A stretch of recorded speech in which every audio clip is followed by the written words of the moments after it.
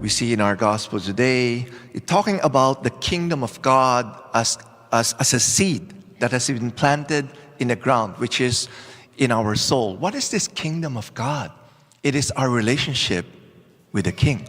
That's the kingdom of God. I'm giving an explanation from the commentary on Gospel of Mark by Father John Bartonek, which is the better part.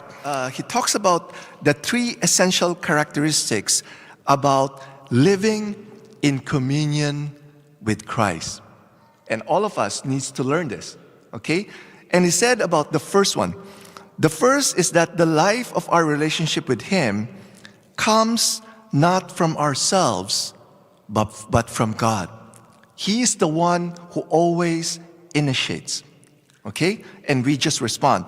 The power of growth in the seeds does not come from the farmer. It comes from the Creator. Likewise, if God were not constantly breathing His grace into our lives, no matter how hard we might try, we would never be able to grow in intimacy with Him. Just as the farmer could never make a rock grow into an ear of corn, our life of union with God depends primarily on God. We cannot achieve Christian success based solely on our own efforts. But the good news is that we don't have to, since God is always at work, even while we're asleep. So the Lord is giving us the graces. We can't do this on our own. We need to rely on God's grace. And God's grace is at work, even when we're asleep, right? So the second is this. Growth in holiness is a gradual process.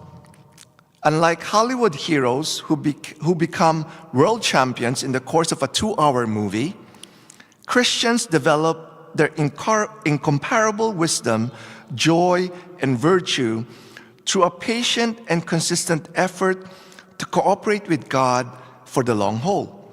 This is why discouragement is such an effective assassin of saints. Okay, the first is that God is the one who gives us the grace. We need to rely on God's grace. But the second thing is that we need to cooperate. We need also to put an effort, okay? We need to learn that when it comes to our friendship with God, the full-grown, healthy plant that will attract and nourish those around us is the fruit of constant, patient effort and an unshakable confidence in God, which is exactly what the devil wants to undermine. The third thing that we need to know is that spiritual growth takes time, okay?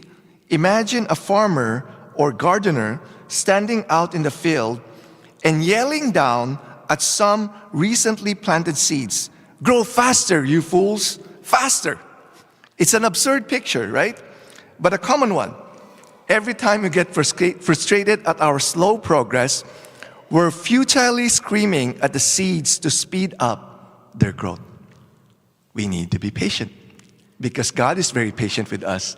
But sometimes we're very impatient, right? We want to grow humility now, right? Or we want to grow in purity now. But no, it takes time, okay? So the three essential characteristics about living in communion with Christ. The first one is all about God's grace. The Lord initiates. The Lord gives us the grace. The second, even though we rely on God's grace in everything, we need to cooperate. We need to make an effort. The third thing is our growth in our life with Christ takes time. So we need to be patient with ourselves.